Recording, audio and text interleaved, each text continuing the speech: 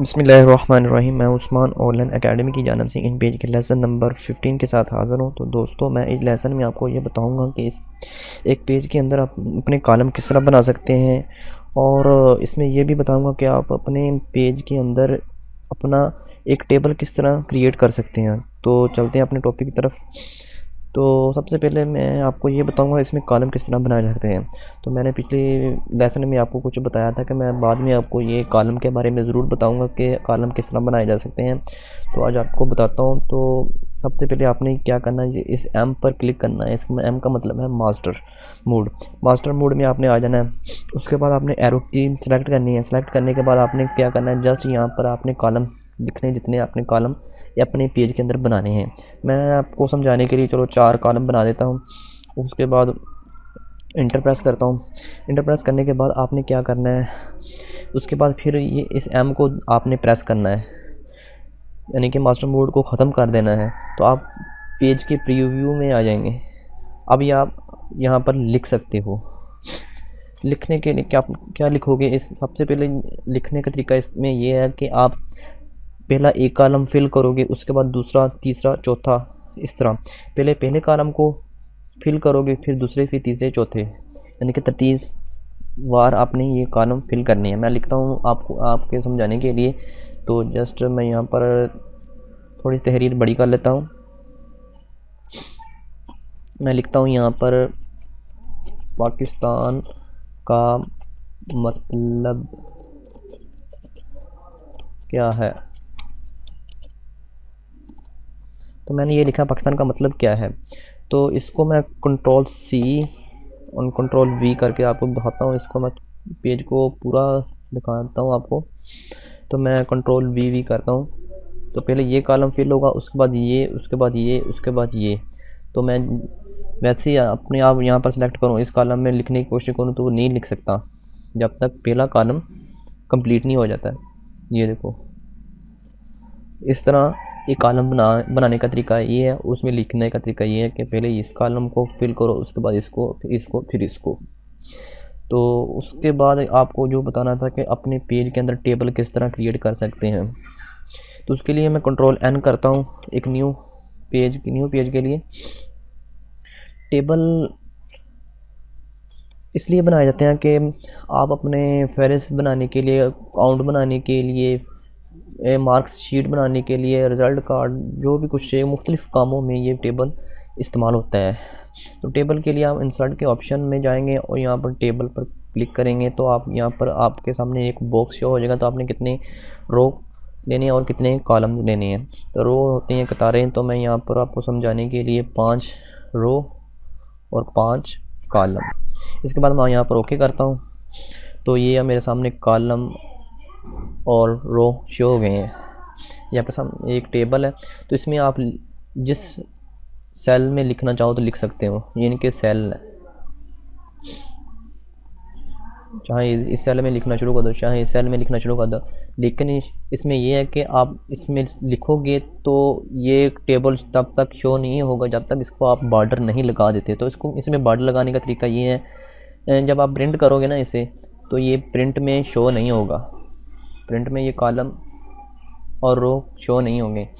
तो इसे सबसे पहले क्या करना है, इसे सिलेक्ट करना है। सबसे पहले इसे सिलेक्ट कर लो। अगर इस कॉलम को प्रिंट में लेकर आना चाहते हो तो आपने क्या करना है, जस्ट यहाँ पर आपने सिलेक्ट करना है। सिलेक्ट करने के बाद राइट क्लिक करना है। राइट क्लिक करने के बाद आपने टेबल फॉर्मेट में जाना है। टेबल फॉर्मेट में जाने के बाद ये बॉर्डर का ऑप्शन है आपके सामने। तो ये नीचे बॉर्डर को कलर कौन सा ब्लैक दिया हुआ है। इसके बाद स्टाइल नन है। इसमें आपने बॉर्डर का जो भी देना हो, ये लाइन में है, ये डॉटर लाइन में है, उसके बाद मुख्तलिफ स्टाइल में है ये बॉर्डर। तो मैं इसे बॉर्डर ये दे देता हूँ और इसको ओके कर देता हूँ। तो अब ये प्रिंट में प्रिंट होगा टेबल। जैसे आप यहाँ पर लिखोगे तो उसके बाद इसे प्रिंट करोगे तो ये प्रिंट भी होगा टेबल आपका। इसके अलावा अगर आप चाहते हो कि इसका बैकग्राउंड, पीछे वाला बैकग्राउंड थोड़ा सा कलरफुल हो, तो आप राइट क्लिक करो। राइट क्लिक करने के बाद आप यहाँ पर टेबल फॉर्मेट में जाओगे। टेबल फॉर्मेट में जाके फिल कलर, तो यहाँ पर नन है। तो आपने क्या करना है, जो भी कलर देना हो, ग्रीन, सियान, मैं इसे सियान दे देता हूँ। तो ये आपका बैकग्राउंड पीछे फिल हो गया। उसके अलावा अगर आप चाहते हो कि ये बॉर्डर को भी कलर देना हो तो उसके बाद क्या करना, राइट क्लिक करने के बाद ये बॉर्डर का कलर है, यहाँ पर आप बॉर्डर को कलर दे सकते हो। बॉर्डर को जो भी कलर देना हो दे सकते हो। तो मैं यहाँ पर आपको समझाने के लिए रेड दे देता हूँ। बॉर्डर का साइज़ बढ़ा सकते हैं, यहाँ पर मैं 2 कर देता हूँ। उसके अलावा यहाँ पर कॉलम का विड्थ कितना है और उसका गैप का मतलब ये है कि उसमें फासला कितना है। तो मेरे पास 1.41 मिलीमीटर फासला है उसके। तो मैं यहाँ पर ओके करता हूँ। तो ये देखो बॉर्डर को मैंने सुर्ख कलर दे दिया है और इसका बॉर्डर का साइज़ भी बढ़ गया है और पीछे मैंने बैकग्राउंड भी दे दिया है। अगर आप चाहते हो कि यानी कि ऊपर की हेडलाइन देनी चाहती है, यानी कि आपने ऊपर में टाइटल लिखना है, नीचे आपने लिखना तहरीर लिखनी है, तो उसको लहदा कलर देना चाहते हो तो लहदा कलर दे लो। यहाँ पर टेबल फॉर्मेट में जाओ और उससे अलग कलर दे दो। अब येलो, इस तरह आपको समझाने के लिए। अब यहाँ पर जो भी लिखना लिख सकते हो। मैं लिखता हूँ, यहाँ पर लिखता हूँ टोटल मार्क्स, टोटल मार्क। ये थोड़ा सा बड़ा करता हूँ इसे मैं, तो इसे मैं ये टोटल लिख,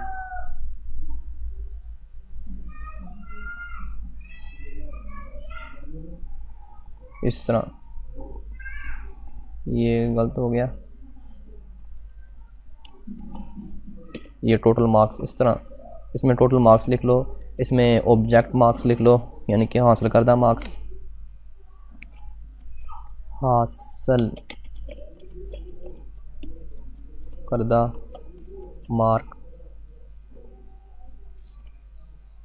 यहाँ पर भी सीन दे दो, मार्क्स से बड़ा कर लो, तो इससे भी बॉम्बे ब्लैक दे दो।